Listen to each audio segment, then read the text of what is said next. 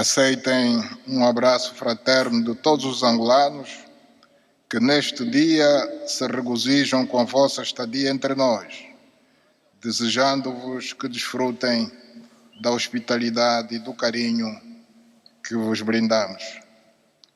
Excelências angolanas e angolanos,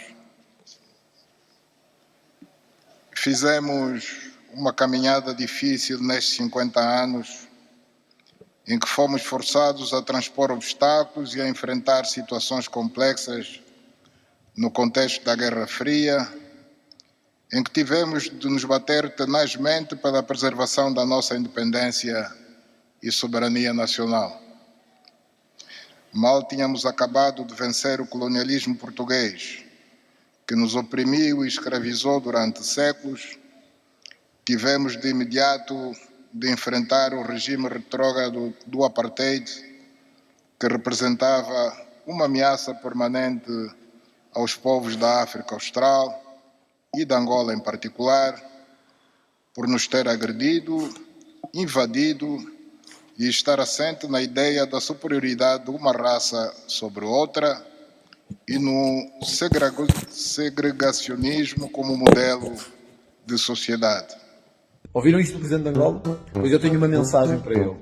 Não, João Lourenço, não foi o colonialismo português que destruiu Angola, nem foi o colonialismo português que vos escravizou. Foi a vossa corrupção, foi a corrupção dos vossos governos que destruiu Angola, como destruiu muitos países africanos. Foi a corrupção e o vosso enriquecimento à custa do povo que está a levar a que tantos angolanos tenham que vir para Portugal e para outros países da Europa à procura de um futuro melhor. Não foi o colonialismo português, não foi Portugal. Mesdames, Messieurs, bonjour ou bonsoir selon le lieu où vous nous recevez.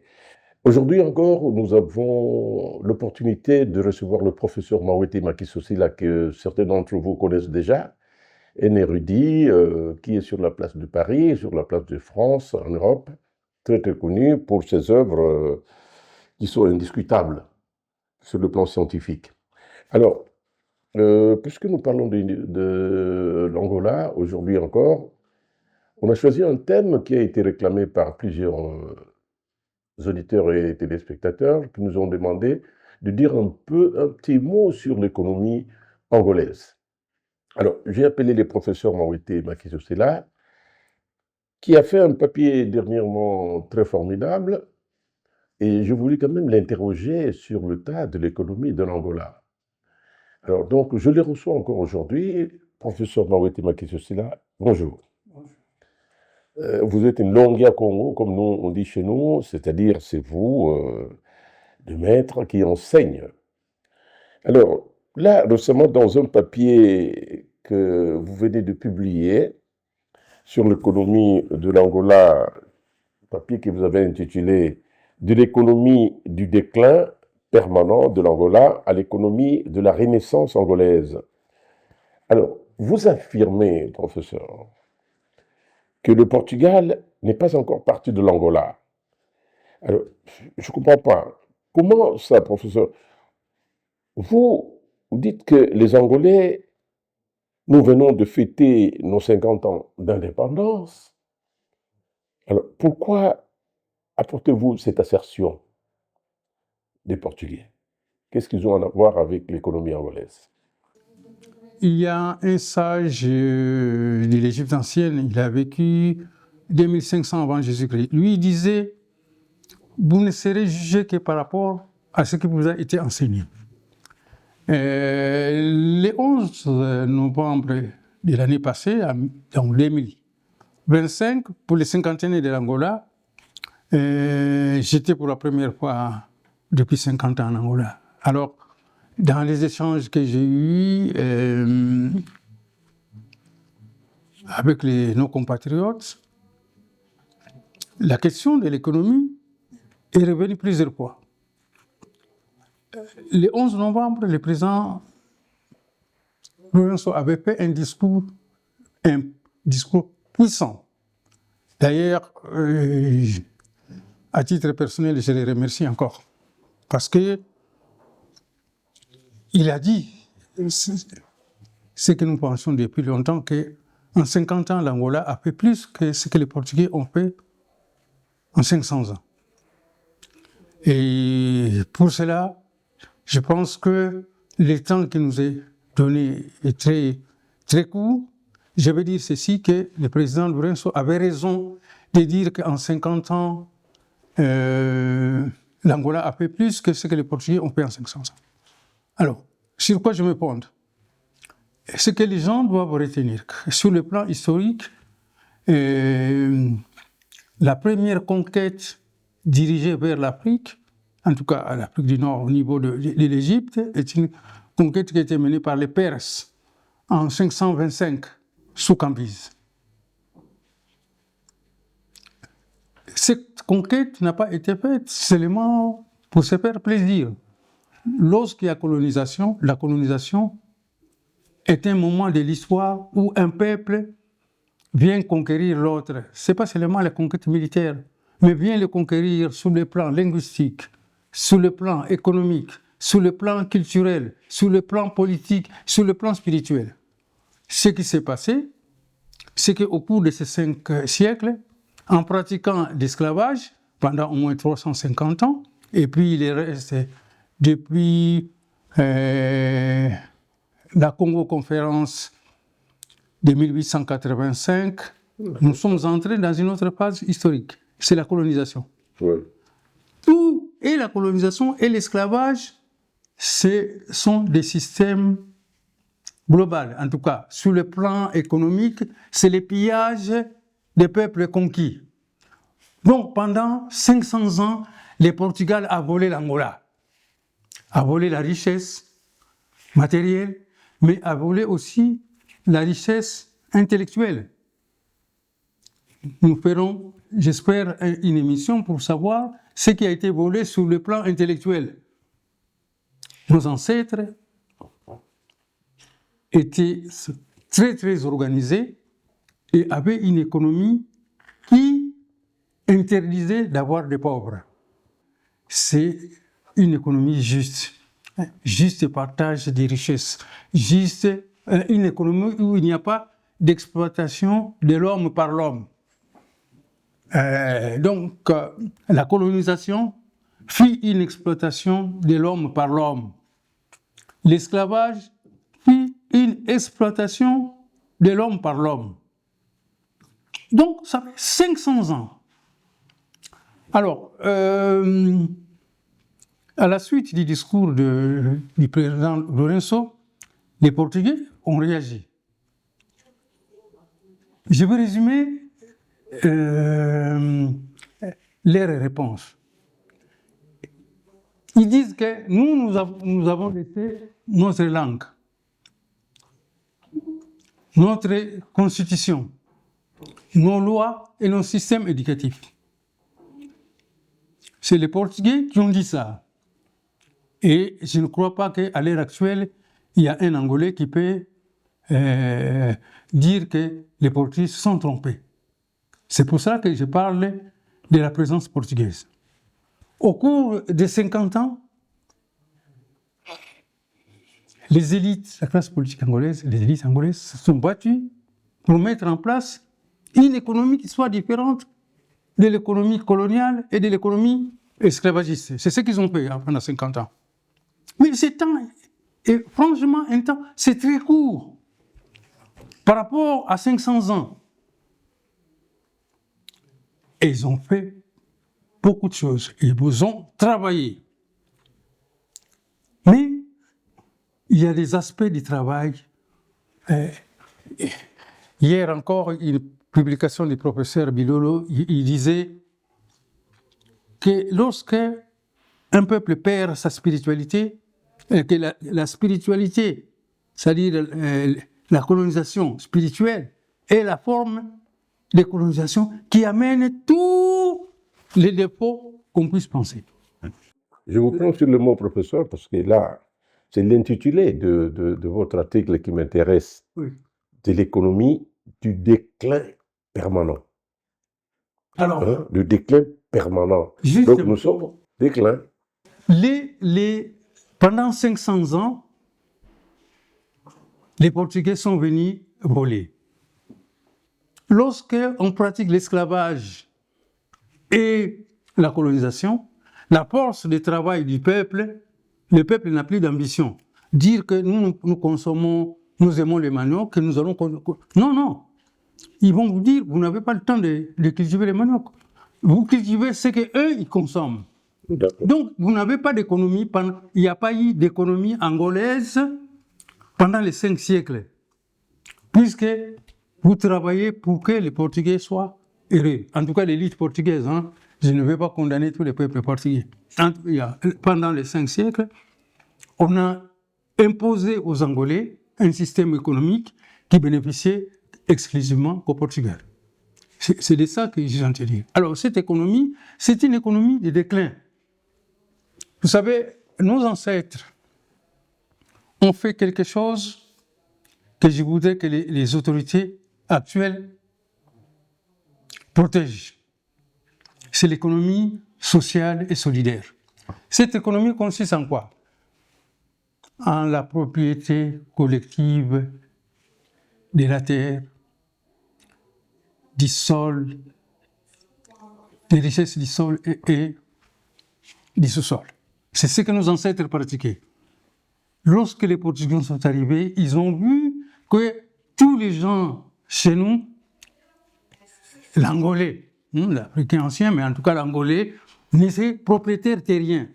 Lorsque vous êtes propriétaire terrien à la naissance, cela veut dire que tout ce qui pousse sur le sol, tout ce qui est sous le sous-sol, c'est à vous. C'est ça, nos ancêtres n'ont pas connu des pauvres. Et au cours des 5 siècles, il y a eu un travail de déclin. Il y a eu un déclin puisqu'on a volé les hommes, on les a amenés ailleurs. Et on n'amenait pas n'importe qui. Nous reviendrons. On a amené les gens les plus compétents sur le plan physique, les gens qui sont en bonne santé, les gens les plus inventifs, les gens les plus productifs. Ce sont ces gens-là qui ont été volés pendant des siècles. Ces chiffres ont monté. C'est pour ça que je parle de déclin continu. C'est-à-dire que lorsqu'on vous prend vos meilleurs intellectuels, vos meilleurs... Nous, on nous a réduits à néant. Même dans la terminologie. J'ai vu les livres, on écrit les forgerons. Nous n'avions pas... Les rois n'étaient pas forgerons. Il était Ngangula Congo. Ngangula, ça veut dire polytechnicien. C'est l'ingénieur Ngangula. Les forgerons s'appellent Yombe. Et les rois, vous voyez, même les rois devaient avoir, on les choisissait à cause de ses compétences. Une des compétences recherchées par nos grands-parents, nos arrière-grands-parents, c'était les Ngangu. Ngangu, c'est-à-dire la science, les mathématiques. Ngangula Congo, c'est un mathématicien, c'est un polytechnicien. Ce n'est pas un Yombe, ce n'est pas un petit forgeron. Donc, les colonisateurs ont eu les monopoles symboliques sur l'économie, sur la pensée, sur la religion, dans tous les domaines. Donc, c'est une économie de déclin. Parce que chaque fois que ils regardaient ce que nous étions capables de faire, ils prenaient ce que nous étions capables de faire. Je veux terminer par ça, la bataille de Mouila. Le 29 octobre 2025, le président angolais avait inauguré la réouverture de la mine de Mabuyo.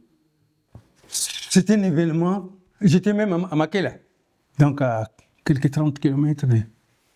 Et l'événement est passé comme ça, parce que les gens ont perdu leur conscience. Le déclin, c'est le déclin de la conscience historique. Les gens, c'est passé comme ça. Or, en 1650, donc 65, il y a eu la bataille de Mouila à cause des minéraux. Parce que les Portugais voulaient arracher la mine. La tête du roi Vitankanga se trouve dans une église à Luanda. Pour montrer le déclin, personne n'a jamais réclamé ça. En 50 ans, on n'a pas réclamé la tête du roi. En 50 ans. Vous voyez, donc, c'est pour ça que je parle de l'économie du déclin. Qu'est-ce qui se passe aujourd'hui? on raconte aux Angolais, aux pauvres, t'es fort, mais le peuple a faim. Non! J'ai faim maintenant. Mais André Ventura ne sait pas que j'ai faim. Quand on parle aux pauvres, t'es pauvre, mais la faim et la famine sont deux phénomènes différents. Tous les vivants ont faim. À un moment de la journée, ils ont faim. Mais lorsqu'on parle aux pauvres, on fait mettre dans la tête qu'aux pauvres, t'es pauvre. Donc, vous voyez les déclins. C'est un déclin avec ça, en mettant dans la tête qu'aux pauvres, t'es pauvre, il n'y a pas d'économie. D'accord, professeur. Je suis parfaitement d'accord avec vous, mais le peuple a faim, c'est une réalité aujourd'hui, indiscutable. Le peuple a faim. Donc, quand vous demandez à un Angolais de la classe moyenne, il vous dirait « j'ai faim ». Par contre, il est passé par des phases et du colonialisme. Il est passé même en phase du socialisme du pouvoir. Le peuple n'avait pas connu un tel degré de famine ou de faim, on peut dire. Et qu'aujourd'hui, c'est accentué. Mais nous y reviendrons. Non, je ne vous laisse pas passer cette question. Je suis le premier nutritionniste à avoir écrit quelque chose. J'ai mon mémoire, mon premier travail universitaire porte sur nutrition et santé publique en Angola. Non. Il y a aujourd'hui un problème. Je suis parti en Angola, j'en ai profité pour aller dans les provinces. Non, le peuple n'a pas faim. Le peuple a un autre problème. Et justement, dans le cadre de l'économie du déclin, il n'y a pas assez d'argent. C'est le problème de l'Angola, c'est le pouvoir d'achat, qui fait que les gens n'arrivent pas à acheter, à satisfaire leurs besoins. La nourriture est là. C'est différent. Lorsqu'il y a famine, parfois même l'eau, il n'y a pas. Ça, c'est la famine. C'est-à-dire que la production, les peuples se trouvent dans une situation d'insécurité alimentaire. Il n'y a pas assez de nourriture. Et non, même quand on a de l'argent, on ne peut pas acheter. En Angola, je suis parti dans les provinces. C'est par la curiosité. Il y a la nourriture partout. La preuve, hein? Vous êtes en voiture et vous voyez des gens qui vendent la nourriture. Ils ne sont même pas là. Papa, il rentre à la maison. Quand vous arrivez, vous klaxonnez pour que la personne vienne vous vendre. Donc, je vous ai dit qu'il y a une confusion. La confusion, c'est la terminologie. Le peuple n'a pas faim. Le peuple n'a pas un bon pouvoir d'achat pour pouvoir accéder à ces besoins-là. Et je vais finir. Quand je peux pas acheter quelque chose, j'ai pas faim. C'est pas pour autant. Bon, alors, justement, qu'est-ce qui s'est passé? Le 27, le 28, le 29 juillet, les gens sont sortis pour Manifester. Bon, c'était une manifestation de chauffeurs qui s'est tournée en... Et qu'est-ce qui s'est passé? Les gens sont partis voler. Et c'est comme ça que je définis la pauvreté chez nous aujourd'hui. C'est une pauvreté en produits européens. Les gens sont partis voler du vin, des saucissons, du fromage et tout ça. Alors qu'à l'extérieur, il y avait assez de nourriture. Les Hongars sont en train de vendre de la nourriture. Les gens ne sont pas partis à voler chez les Hongars, ils sont partis dans les magasins pour voler les produits européens. C'est ça. D'accord, professeur. Je vous l'accorde. De toute façon, on y reviendra parce que là, je trouve que c'est un sujet extrêmement important. Alors, toujours sur l'intitulé de votre article, du déclin permanent de l'Angola à l'économie de la renaissance angolaise. Vous êtes sérieux quand vous dites de la renaissance angolaise? C'est quoi ça, cette histoire? Bon, alors, qu'est-ce qui s'est passé? Pendant les 50 ans, il y a eu une rupture. Depuis les jours de l'indépendance, il y a eu une rupture. C'est-à-dire, ce n'est pas l'économie portugaise, l'économie esclavagiste et colonialiste qui est pratiquée. Ce sont les Angolais qui dirigent, qu'on le veuille ou non. Ils ont fait des choses qui ont ralenti ou qui ont diminué l'ampleur de ce que les Portugais ont fait pendant 5 siècles. Donc, on a fait 50 ans. Maintenant, nous entrons dans la Renaissance. Je veux dire ceci, je veux dire aux Angolais, Je crois qu'il y a plus de 80% d'Angolais qui vivent en milieu rural. Tu ne peux pas être en milieu rural et avoir faim. Donc, qu'est-ce que tu fais de ta journée? Donc, je suis entré voir ce que les gens font dans les villages. Non, il ne faut pas mentir aux gens. Ceux qui vivent en milieu rural, cultivent, ils ont à manger. Eux, leur problème n'est pas acheter de la nourriture, mais c'est acheter d'autres choses. Je vais dire ceci, que les universitaires angolais, ceux qui sont spécialisés en économie, doivent travailler. Ils n'ont pas produit des connaissances qui permettent de prendre des décisions sur les problèmes. Ils doivent produire des connaissances nécessaires en matière d'économie. Ce n'est pas en reprenant les capitalismes, les communismes, non, nous devons créer. Il faut savoir que nos ancêtres avaient créé leur modèle économique, avaient créé leur modèle politique. Ils avaient même, pour avoir nos royaumes, en tout cas, je vais prendre le cas du royaume Congo, on dit Makuku Matatu Malamba Congo. Ça veut dire que les pays, lorsque les Blancs arrivent, il y avait déjà un droit constitutionnel. Je viens de lire, je suis en train d'écrire un travail sur le royaume précolonial. Je viens de lire le dépasser 250 thèses, livres, articles écrits, y compris les thèses d'Angolais publiées, notamment ici en France. Je suis déçu. Parce que tout ça, on parle sur le plan intellectuel, c'est l'économie du déclin. Vous savez que la production intellectuelle est calculée aussi économiquement.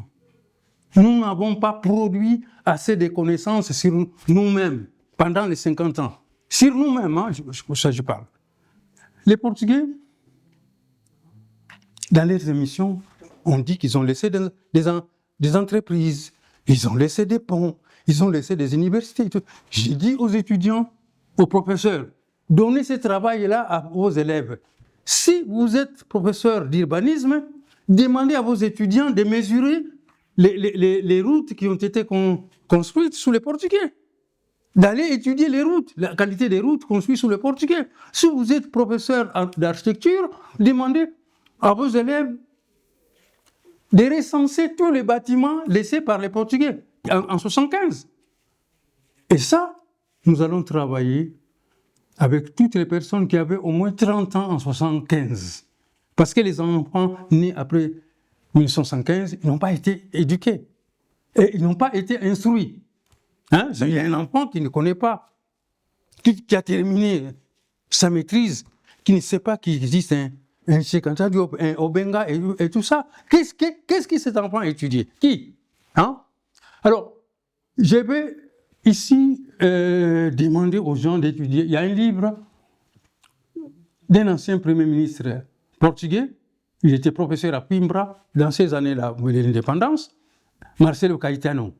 Ouais. Il a écrit un livre sur tradition, principes et méthodes de la colonisation portugaise. Mais lisez cet ouvrage-là, vous allez pleurer. Si vous êtes angolais, vous les regardez, vous pleurez. En tout cas, ceux qui ont été colonisés par les Portugais. Il y a beaucoup de questions qu'il faut. Quand je parle de l'économie du déclin, ça dit c'est pas seulement la consommation. Hein, quand on dit aux pauvres, t'es forme, les peuples veulent avoir des voitures, avoir des biens et tout ça. Moi, ça fait 50 ans que j'ai quitté l'Afrique centrale. Je voyage, je fais des voyages universitaires. Il faut pas il n'y a pas sur Terre un seul gouvernement qui nourrit son peuple. C'est le peuple qui travaille. Le gouvernement crée des conditions pour que les gens produisent. Demandez... Revenons sur Terre, professeur. Parce qu'avec vous, les intellectuels, le discours est trop beau. Mais la réalité, vous étiez en Angola l'année dernière, comme moi, je suis très souvent. Il y a quelques années, je peux vous dire que jusqu'aux années 2014, c'était l'Eldorado, l'Angola, où le petit peuple, le plus bas, le citoyen, mangeait à sa faim. Il n'y avait même pas de banditisme, il n'y avait rien. Mais je peux vous dire, depuis un certain temps, la vie est devenue insupportable. La situation économique mondiale est connue. Mais en ce qui concerne particulièrement l'Angola, vous avez vu, je crois que vous êtes bien informé pour savoir que la jeunesse qui sort du pays, au Portugal aujourd'hui, l'Angola est devenu le premier pays à avoir une communauté d'immigrés plus élevée. Non. Alors que c'était d'abord le Brésil. Je vous donne les chiffres. Ouais. Je vous donne les chiffres. Ouais. Il y a plus de 300 000 Portugais qui vivent en Angola. Donc, ce sont des immigrés.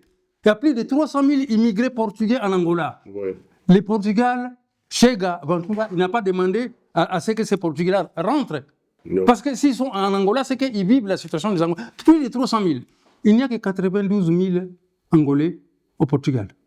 Soyons sérieux. Ça, sont les chiffres de l'immigration internationale. D'accord. Donc, si les Portugais, ils sont quand même, qui devaient avoir une belle vie, qui ont une belle vie chez eux, restent quand même en Angola, à plus de 300 000 Portugais en Angola, il y a un problème. Non, vous avez raison. J'ai dit ceci, que nous, universitaires, nous n'avons pas assez travaillé.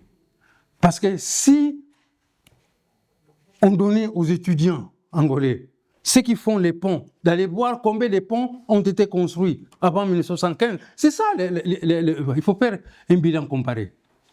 D'accord? Bon, qu'est-ce qui s'est passé réellement? Ce qui s'est passé en Angola, c'est ce qui va se passer aux États-Unis et en Europe.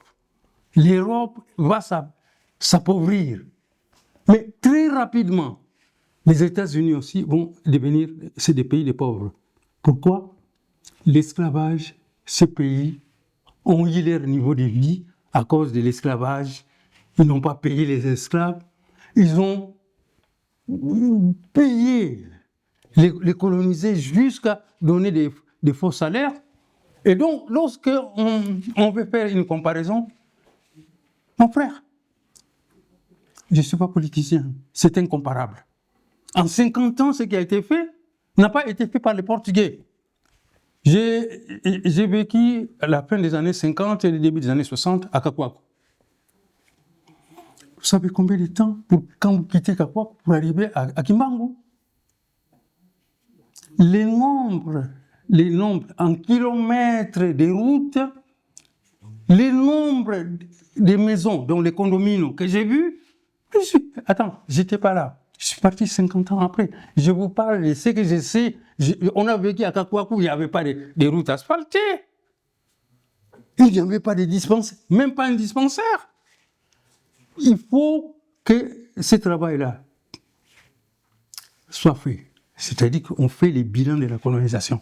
On doit les faire, les bilans matériels. Après, demandez-moi, aujourd'hui, il n'y a pas au monde un seul intellectuel sorti au Portugal qui est connu dans le monde. Hein? Il n'y a pas de Senghor, il n'y a pas de Cheikh Anta Diop, il n'y a pas Obenga, il n'y a pas quelqu'un qui est sorti à l'université d'Angola ou au Portugal qui a le niveau de Cheikh Anta Diop, de Obenga et tout ça. Ils n'ont pas fait ça. Donc, je ne sais pas qu'est-ce qui peut donner la fierté. Alors, depuis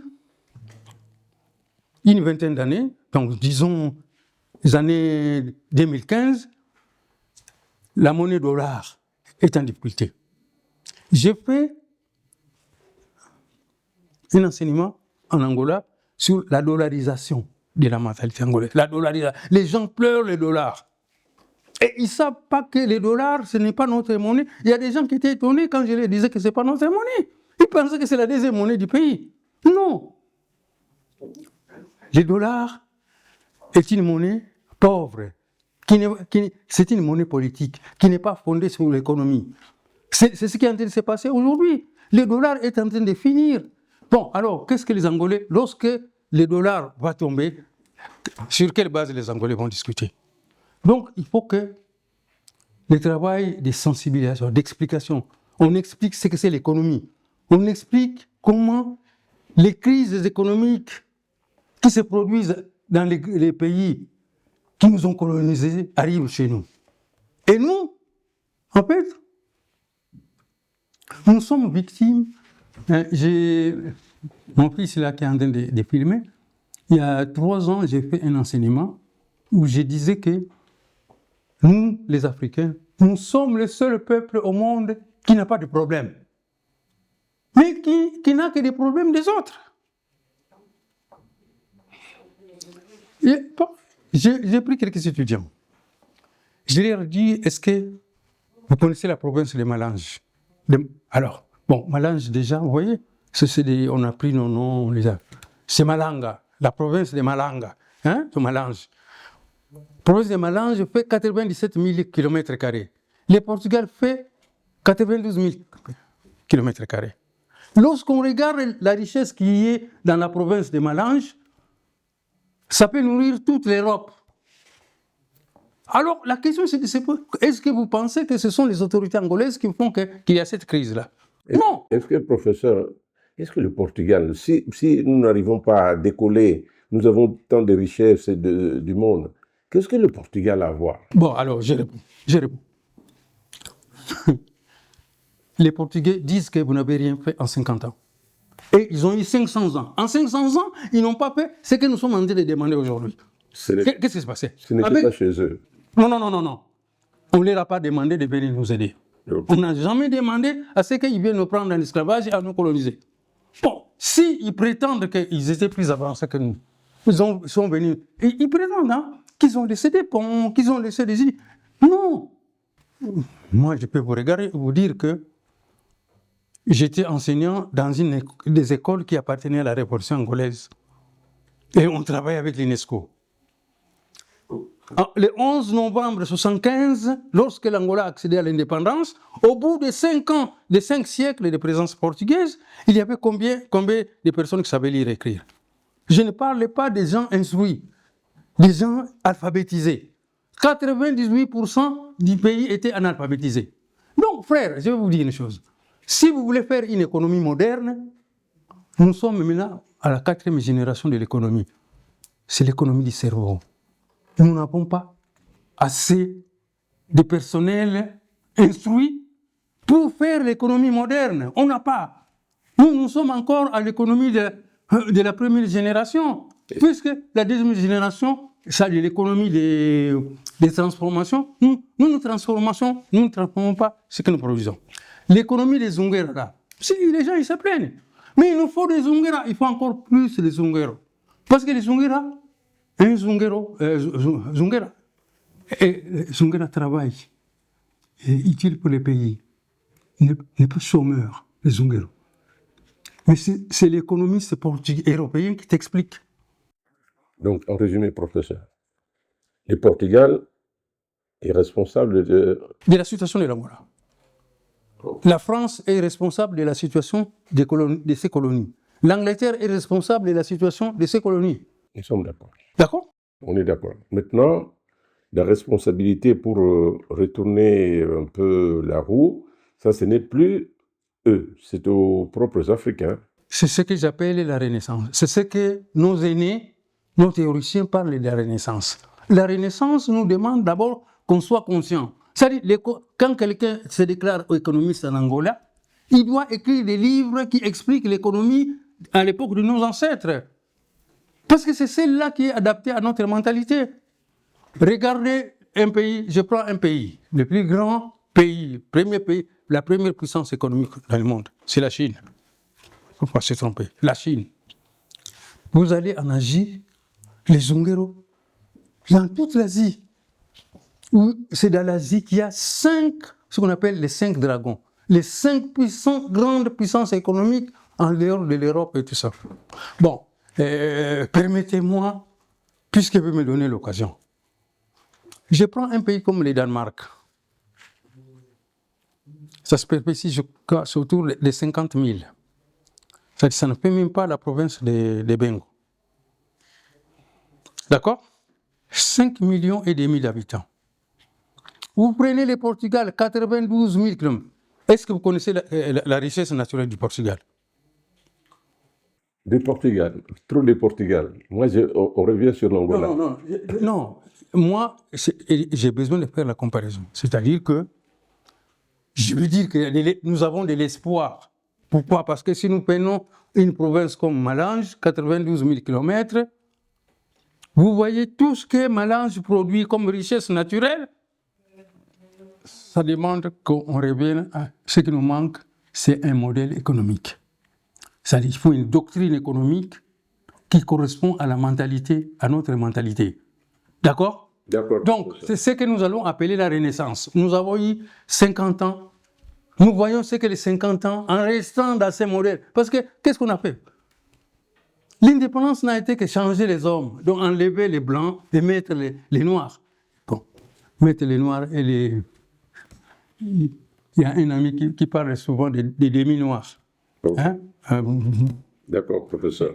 Bon, donc, on a pris ces gens-là, on a mis des gens qui ne sont pas officiellement, qui sont reconnus par les Portugais, comme nos autorités, mais qui ne se sont pas débarrassés des Portugais. C'est leur langue, leur nom, leur prénom, leur façon de manger, tout ça. On mange des choses que nous ne produisons pas. Ce que nous produisons, nous vendons. À la fin, vous ne pouvez pas venir dire aux pauvres, t'es forme. Forme de quoi? Les pauvres, t'es forme des produits européens. C'est ceux qui sont partis voler au mois de juillet. D'accord, d'accord, professeur. J'aime bien ces éclaircissements, ça fait bien. Mais quand on est sur la réalité, sur le terrain, vous avez été à Makela, non? Oui. Vous savez, moi, je suis resté quelques temps à Makela, je connais la réalité. Oui. Il y a cette notion-là. Ce n'est pas que les gens ne produisent pas. Ils produisent, mais leurs produits ne leur donnent pas le rendement nécessaire. Et ils ne peuvent pas satisfaire leurs besoins parce qu'il y a presque une économie de démonétisation. Parce que les gens, les seuls qui ont un salaire là-bas, ce sont les militaires et les policiers. Oui. Et la conséquence, c'est quoi? Les jeunes filles de 10 ans, de 12 ans. Mon frère journaliste, vous me plaisez. Justement, lorsque le peuple est conscient, il cultive d'abord ce dont il a besoin. Ouais. Ce qu'on appelle l'exportation, c'est le surplus de sa production. Exactement. Bon, maintenant, pourquoi quelqu'un qui n'a pas encore mangé a besoin d'acheter autre chose? Ça aussi, c'est notre responsabilité en tant qu'intellectuel. Moi, quand je suis en Angola, qu'est-ce que je mange? Depuis le matin, je bois les moukois, je mange les avocats, je ne mange que ce qui est produit en Angola. Oui, d'accord, on est d'accord. Mais Donc, je ne peux pas être pauvre dans le sens jusqu'à ce que je dise que pauvreté est forme. Non! La nourriture, il y en a. C'est les frères. Moi, maintenant, c'est mon métier. Je ne vous explique pas en tant que journaliste. Je vous explique en tant qu'anthropologue. Je vous dis qu'un peuple mange. Le peuple ne peut pas laisser qu'on exporte sa nourriture alors que lui, il n'est pas encore rassasié. Mais on n'exporte pas en Angola. Oh là là. Parce qu'il semblerait que ça ne suffit même pas. Alors, non, c'est faux. Je suis nutritionniste. Je pense y rentrer, consacrer toute l'année, n'étudier que ces problèmes de pauvreté forme, qui est un grand mensonge. Par contre, ce n'est pas à moi d'étudier les aspects du salaire, l'augmentation du salaire et tout ça. Ouais. Le peuple africain, en 2015, nous avons fait une série d'enseignements. On dit une Afrique sans chômage, c'est possible. Parce que c'est un autre aspect. Pourquoi? Si j'ai quand les ancêtres étaient là, ils avaient choisi comme pour leur sécurité alimentaire, il y a 12 produits alimentaires pour la sécurité alimentaire. C'est tous ces produits que vous avez dans la province de Malange. D'accord? La nourriture y est. Mais si on entre dans la nouvelle économie, moi, j'ai parlé avec madame, nous avons parlé de l'estimation de la pauvreté extrême. Parce que c'est ce qu'on est en train de dire, mais la pauvreté extrême. Bon, toutes ces notions, c'est des notions qui ne nous concernent pas. Ça concerne les Européens. Je vous donne un exemple. On dit qu'en Afrique, les gens vivent à moins de $2. En 1992, j'ai fait un article, l'économie informelle n'existe pas. Si je me retrouverai, lorsque je me retrouverai encore en Angola, si je rencontre les autorités, c'est ce que je vais leur dire. Ce n'est pas, les gens, ils ne sont pas obligés d'avoir la même économie qu'ici. Ici, vous voyez, dans un État européen, 80% des gens ne sont pas propriétaires terriens. Bon, tu peux avoir une maison, hein. Mais nous naissons riches, c'est-à-dire nous avons la terre, les diamants, les cuivres, toutes ces minéraux dont on parle, en fait, nous appartiennent en tant que peuple. D'accord? Mais nous ne sommes pas obligés de les vendre, de passer le temps d'aller travailler dans l'économie européenne. Il faut dire aux gens que l'économie européenne est une économie capitaliste. Et dans le capitalisme, ce n'est pas tout le monde qui est riche. Eh bien, ici, ce qu'ils ont fait, vous êtes pauvre, mais vous pouvez aller à l'hôpital. Vous êtes pauvre, mais vous pouvez aller à l'école. Vous êtes pauvre. Et c'est ça, nous, on peut faire ça, réaliser ça en un an. OK. Nous avons étudié, nous avons fait des études pour dire qu'en un an, nous, on peut faire ça. En un an, aux pauvres, aux formes, ça va finir. Mais il faut, ce n'est pas mon travail, moi, je ne suis pas politicien. Il faut expliquer aux gens comment c'est possible. Tout ce que nous mangeons demande moins de 3 mois, maximum 3 mois, pour être à maturité. Donc, si nous produisons, nous mettons sous terre assez d'arachides, assez de patates douces, assez de tiges de manioc, assez de tout ça, en 6 mois, nous allons déjà faire la moitié du travail. Mais il faut maintenant faire, voilà le travail que le gouvernement doit faire. Pour les 50 prochaines années, c'est de lutter contre les stigmates de la pauvreté. Allez, je vous dis ceci. Vous êtes en voiture, vous allez à Luanda, vous voyez des beaux immeubles, et à côté, il y a une maison qui est restée avec des vieilles tôles. C'est pourri et tout ça. Enlevez-moi tout ça. Enlevez-moi tout ce qui apparaît comme stigmate de pauvreté. Ce travail-là, si on le commence, on peut, au jour le lendemain, si les gouvernants écoutent ce que je suis en train de dire, en un an, le nombre de chômeurs va diminuer de moitié. Alors, le chômage aussi, c'est un problème urbain. Or, en ville, il y a trop de choses à faire, en assainissement, en bâtiment, en entretien des routes, et tout ça. Laissez les Zungueros travailler. Ceux-là, ils ne réclament rien.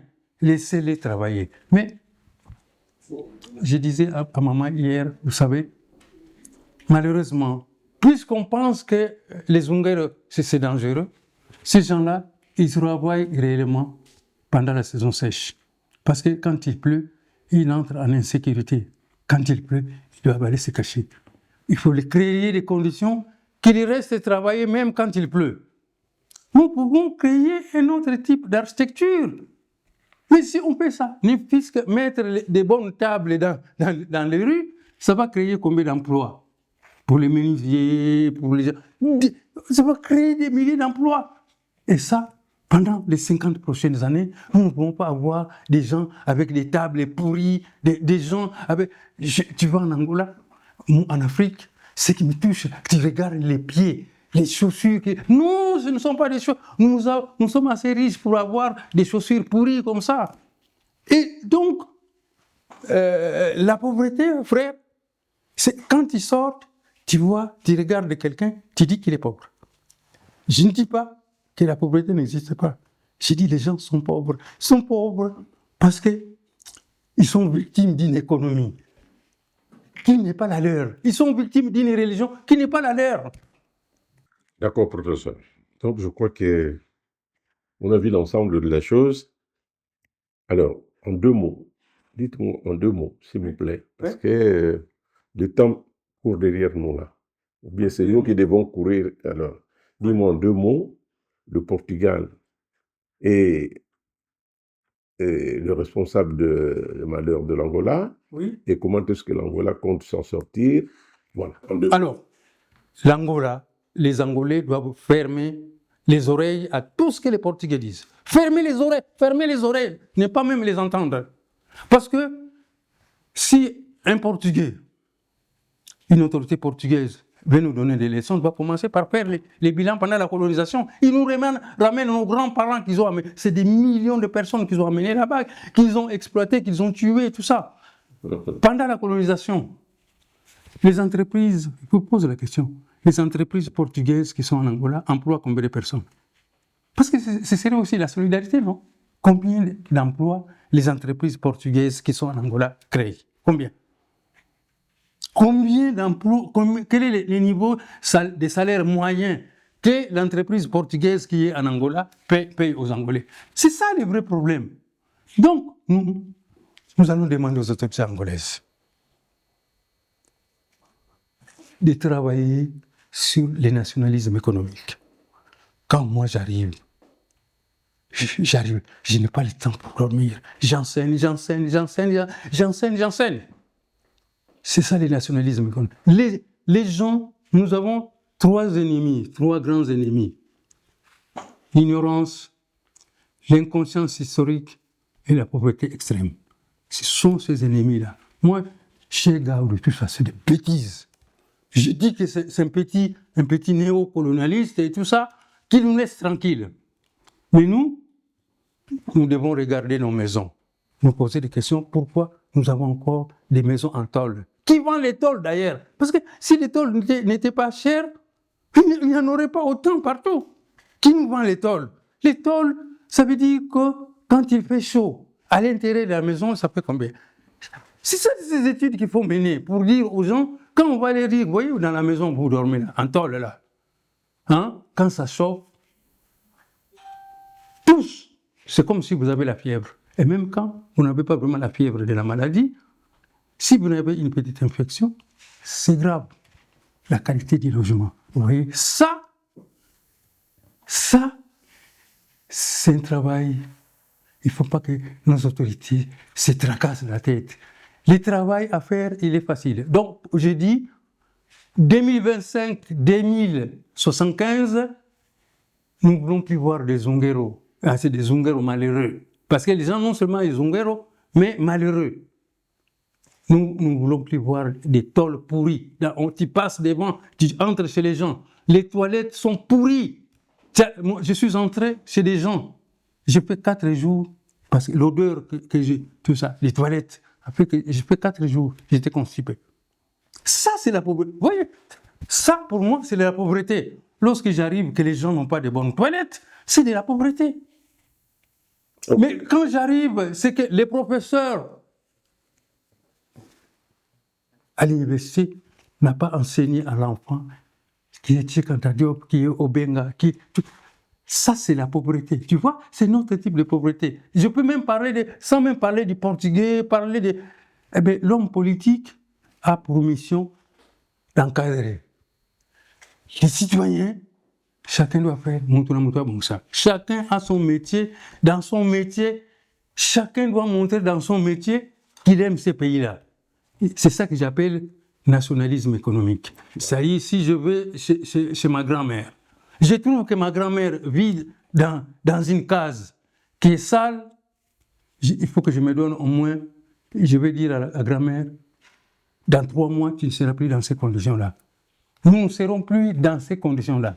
C'est la promesse que nous devons nous donner tous pour les 50 prochaines années. Merci. Merci, professeur. J'aime bien comme ça. Vous êtes longue, c'est-à-dire vous enseignez.